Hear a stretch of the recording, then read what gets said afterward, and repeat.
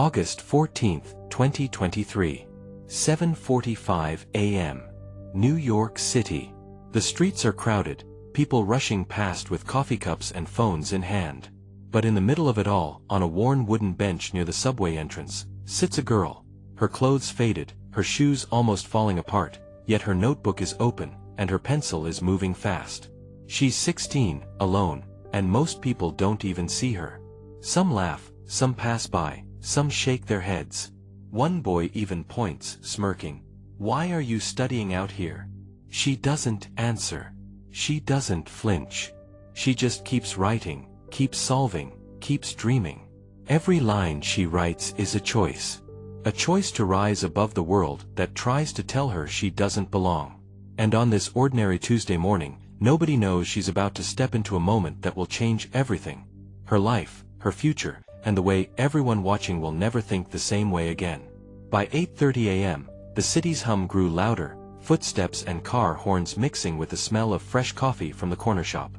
On the same wooden bench near the subway entrance, Maria sat hunched over her tattered notebook, pencil scratching across the page. Her backpack, worn and frayed at the seams, rested by her side, carrying everything she owned.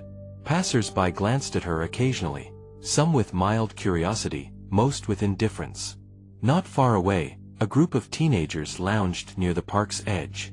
One of them, a boy about Maria's age, spotted her bent over the notebook and nudged his friends with a grin. "Look at this," he said, pointing. "She's really out here acting like she's in school.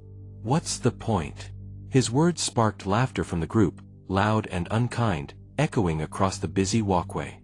Another chimed in, mocking the way she moved her lips silently as she worked through the equations. "Maybe she thinks she's gonna be a professor sitting on that bench." They laughed harder, pulling out their phones to record a short clip, their amusement feeding off one another. Maria heard every word, but her pencil never stopped moving. She pressed harder into the page, the tip nearly breaking, refusing to let their noise pull her away from the focus she had fought to protect. Her face stayed calm, but her shoulders stiffened, her silence carrying more weight than any response could. Across the street, a man in a dark coat had stopped. He wasn't part of the laughter, nor did he interrupt it. He simply stood there, watching. There was something about Maria's unshaken focus, the way she endured without lifting her head, that caught his attention. Where others saw a reason to mock, he saw a determination that refused to be broken. Inside the coffee shop nearby, the morning rush continued, baristas calling names and sliding drinks across the counter. When Maria finally rose from the bench, notebook tucked carefully under her arm, her shoes scuffed from miles of walking, the boys snickered again. "There she goes, off to class," one jeered, earning another round of laughter. She ignored them, stepping toward the shop with the same steady purpose. The older man's eyes followed her closely. He didn't laugh, didn't smile. He simply watched, almost as if he knew this moment wasn't small at all. It was the beginning of something larger, though no one else in that crowd could see it. By 6 p.m., the auditorium glowed under soft amber lights, rows of chairs neatly aligned, every seat filled with anticipation. The stage at the far end was set for a small ceremony, a celebration that had quietly captured the hearts of the community. Maria sat in the front row, notebook forgotten for the first time all day. She had changed into a modest dress, simple and elegant, the corners of her lips curling into a nervous smile as she watched the proceedings. The host stepped forward, microphone in hand, greeting the audience warmly. People clapped politely, the hum of excitement bouncing off the walls. Behind her, she sensed movement. A man, older, wearing a dark coat that brushed the floor, entered silently and paused at the back. His eyes scanned the room with quiet curiosity, lingering on Maria, a faint smile tugging at his lips. He didn't approach, didn't announce himself. He simply watched, a presence both unobtrusive and commanding, the kind of attention that could unsettle without a word. The ceremony began. Speeches were delivered, smiles exchanged, and somewhere midway, a young man who had earlier mocked her in passing whispered jokes to his friends, unaware that Maria's quiet confidence held more than they could imagine. Then, as the final speech ended, a hush fell.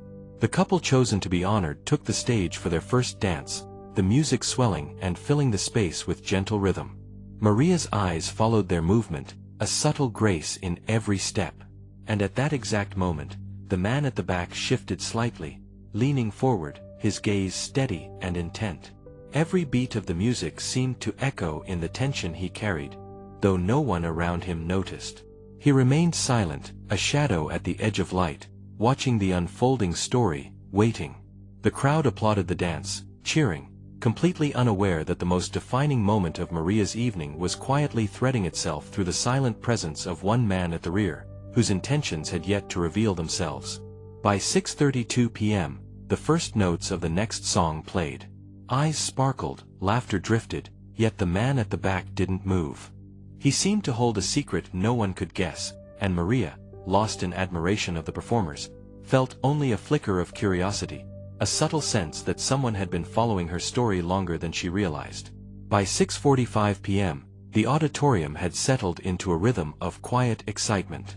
People whispered to one another, glancing at the stage and then at the program in their hands. Maria returned to her seat after speaking briefly with a few attendees, her notebook clutched tightly, pages filled with notes and sketches from the day. She felt a mix of nerves and anticipation, her fingers tracing the edge of the paper, almost absent-mindedly. The man in the dark coat remained at the back, his presence steady and observant. He hadn't moved closer, yet there was an unmistakable weight to his gaze, as if he had memorized every detail of the room. The curve of Maria's smile, the nervous energy in her shoulders, the subtle way she tucked a strand of hair behind her ear when she thought no one was watching. No one else seemed to notice him. To the crowd, he was just another figure at the edge of the room, blending into the shadows. A young volunteer approached the stage to adjust a microphone, and Maria's attention flicked momentarily to her. That brief distraction was enough for the man to take a subtle step forward, silent and measured. He lingered there, barely noticeable, yet somehow anchoring the entire space with an unseen intensity.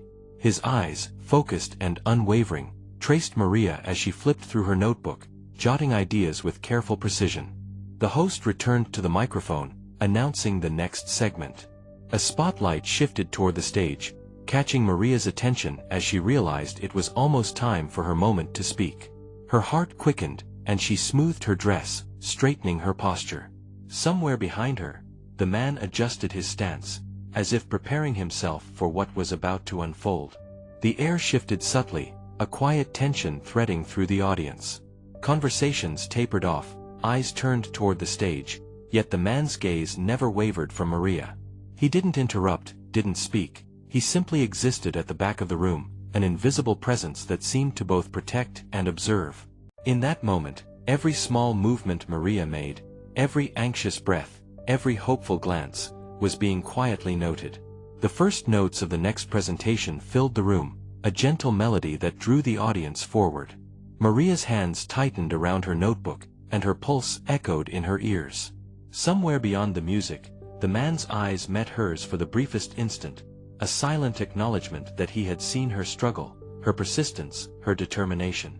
The audience remained unaware, yet the connection hung between them, fragile and undeniable, a prelude to the reveal that would change the course of the evening.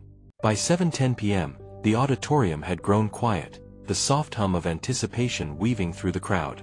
Maria stepped forward, her notebook still in hand, fingers brushing over its worn edges. The spotlight hit her, and for a brief moment, the world seemed to narrow to just the stage and her thoughts. Her voice, though slightly trembling, carried a clarity that drew the audience in. She began to speak about her journey, late nights in libraries, small victories against overwhelming odds, the persistence that had carried her through moments no one had noticed.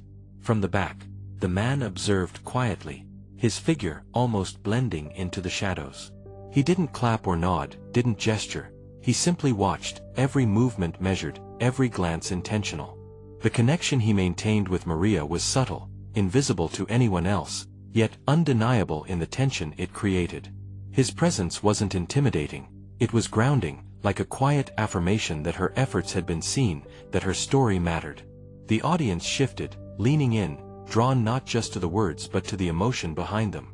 A few faces glistened with unshed tears, others nodding in silent agreement, recognizing fragments of their own struggles mirrored in hers.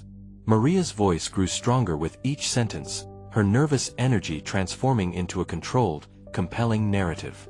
Somewhere in that room, the man made a small movement, just enough to catch the edge of the light. It was brief, almost imperceptible, yet in that moment, a subtle shift occurred. The audience remained focused on Maria, unaware that someone had quietly acknowledged her resilience in a way that would soon change the course of the evening. The final notes of her short speech lingered in the air, and a hush fell over the room. Eyes that had been darting about now focused entirely on the stage, on Maria, on the story she had fought to tell. And then, slowly, applause began to ripple through the auditorium. It started small, hesitant, then grew louder, richer, enveloping her in a wave of recognition and respect. At the back, the man remained still, letting the moment unfold without interference. His face was calm, almost unreadable, but there was a quiet satisfaction in his gaze. He had come for a reason, and as the claps filled the room, it was clear that the next moment would reveal everything he had been waiting for. The culmination of years of unseen observation and quiet support, poised to shift the narrative in ways no one could have anticipated. The auditorium shimmered with soft light as Maria's name was called. Applause thundered while she walked across the stage, her steps careful but full of quiet strength. She clutched her notebook tightly, as though it connected her to every sleepless night she spent under street lamps, and accepted the certificate from the scholarship committee. The man who had overseen the program, a respected figure in the city's educational foundation, shook her hand firmly, his eyes steady and deliberate. He had been part of the decision to award her this scholarship, and his presence carried the weight of recognition, not pity. As she turned to face the audience, her breath caught. Near the back, slouched in his seat, was a boy she would never forget. The same teenager who had once pointed her out in the park, laughing loudly for his friends while she studied through their mockery. Now, he wasn't laughing. His mouth was set, his eyes wide, almost disbelieving that the girl he mocked was standing on a stage in front of hundreds, her name celebrated rather than ridiculed. The ceremony closed in a storm of applause, and the lobby buzzed with conversation. Maria found herself surrounded by strangers offering congratulations, but out of the corner of her eye, she saw him, the boy from the park. He made his way through the crowd, no swagger this time, no smirk. He stopped in front of her, his voice low, halting. "I never thought you'd be here," he said, shame tightening each word. "I laughed at you, and I was wrong. You worked harder than I ever could have imagined." Maria's expression stayed calm, steady. "What matters," she replied softly, "is what you choose to do now."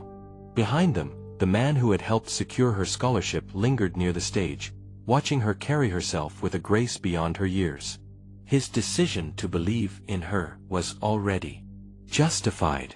Maria's life didn't suddenly become easy after that night, but it became possible. With the scholarship, she enrolled in college, choosing social work because she knew too well the pain of being overlooked. Each lecture, each exam, each late-night study session became more than education. It was her way of building a bridge for others like her. She returned often to the park bench where her story began. Not to study anymore, but to speak. Schools invited her, shelters welcomed her, and communities gathered to hear her story. She told them about hunger, about shame, about the sting of laughter in the dark. But more importantly, she told them about resilience, about the power of one yes after 1,000 no's. Her words reached people she never imagined. Among them was the boy who once mocked her. Over time, he too began to change, inspired by the courage he had witnessed firsthand. He joined local volunteer groups, speaking to kids about judgment, about the damage of a single cruel laugh. Though their paths didn't intertwine every day, whenever they did, it was always with a mutual recognition. They were both shaped by that moment in the park, but neither was defined by it. Maria's story spread beyond her city. She became a reminder that beginnings don't dictate endings, that even a girl once mocked for daring to study on the streets could walk across a stage and light the way for others. And somewhere deep inside, the boy who once laughed at her now carried her lesson forward. Never underestimate someone fighting for their future.